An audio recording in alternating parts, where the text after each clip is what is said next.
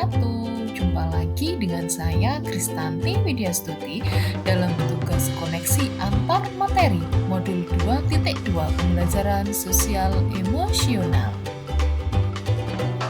Pertanyaan pemantik ada dua, yaitu yang pertama, apa kesimpulan tentang perubahan pengetahuan, keterampilan, sikap sebagai pemimpin pembelajaran setelah mempelajari pembelajaran sosial dan emosional? Yang kedua, apa kaitan pembelajaran sosial dan emosional yang telah Anda pelajari dengan modul-modul sebelumnya? Jawaban dari pertanyaan pemantik nomor 1 adalah, sebagai guru sangat perlu mempelajari materi tentang PSE agar dapat memahami dan mengelola emosi yang termasuk dalam kompetensi kesadaran diri, menetapkan dan mencapai tujuan positif, kompetensi manajemen diri, merasakan dan menunjukkan empati kepada orang lain, kompetensi kesadaran sosial, membangun dan mempertahankan hubungan yang positif, kompetensi keterampilan berrelasi, dan membuat keputusan yang bertanggung jawab, yaitu yang termasuk dalam kompetensi pengambilan keputusan yang bertanggung jawab. Hal tersebut sesuai dengan 5 kompetensi sosial emosional yang harus dimiliki.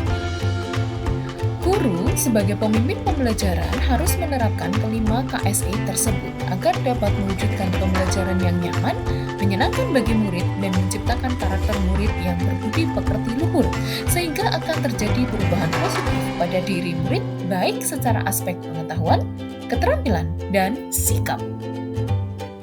Jawaban dari pertanyaan pemantik nomor 2 adalah, pembelajaran sosial emosional lebih menitik beratkan pada pencapaian nilai-nilai budi pekerti yang dapat melatih anak untuk memiliki kesadaran diri sesuai dengan filosofi Ki Hajar Dewantara. Yang kedua, pembelajaran sosial dan emosional merupakan pembelajaran yang dilakukan secara kolaboratif oleh seluruh komunitas sekolah. Hal ini sesuai dengan nilai guru penggerak yang bersifat kolaboratif. Untuk mewujudkan pembelajaran sosial dan emosional, maka seorang guru penggerak harus dapat menjadi pemimpin pembelajaran yang dapat membuat lingkungan sekolah yang aman, nyaman, menyenangkan, namun tetap menantang dan relevan bagi muridnya. Kemudian yang ketiga adalah pembelajaran sosial emosional dapat terwujud jika seorang guru penggerak memiliki visi yang dapat menciptakan perubahan budaya positif sehingga dapat menghasilkan anak didik yang berkarakter.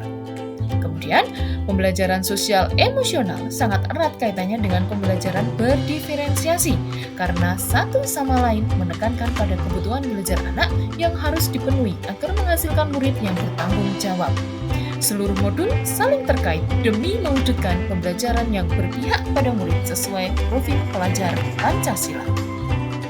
Pertanyaan lanjutan yang pertama, sebelum mempelajari modul ini, saya berpikir bahwa sehingga setelah mempelajari modul ini ternyata sebelum mempelajari modul ini, saya berpikir bahwa pembelajaran hanya bertujuan untuk merubah pengetahuan dan keterampilan anak saja, sehingga pembelajaran terfokus pada pemenuhan nilai belaka. Setelah mempelajari modul ini, ternyata belajar dapat mengubah karakter secara psikologis, sehingga anak akan memiliki kesadaran diri yang tinggi untuk dapat memahami perasaan diri dan orang lain, memiliki manajemen diri untuk dapat mengelola emosi, memiliki kesadaran sosial sehingga peduli dengan orang lain, memiliki kesadaran berelasi agar dapat berkomunikasi dengan efektif dengan orang lain, dan mengambil keputusan yang bertanggung jawab terhadap pilihan-pilihan yang ada. Pertanyaan lanjutan yang kedua adalah berkaitan dengan kebutuhan belajar dan lingkungan yang aman dan nyaman untuk memfasilitasi seluruh individu di sekolah agar dapat meningkatkan kompetensi akademik maupun kesejahteraan psikologis atau well-being. 3 hal mendasar dan penting yang saya pelajari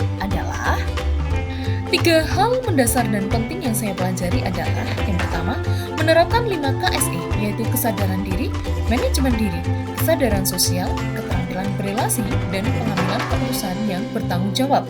Yang kedua, menerapkan praktik kesadaran penuh atau mindfulness dengan menggunakan teknik stop atau teknik lain yang sesuai.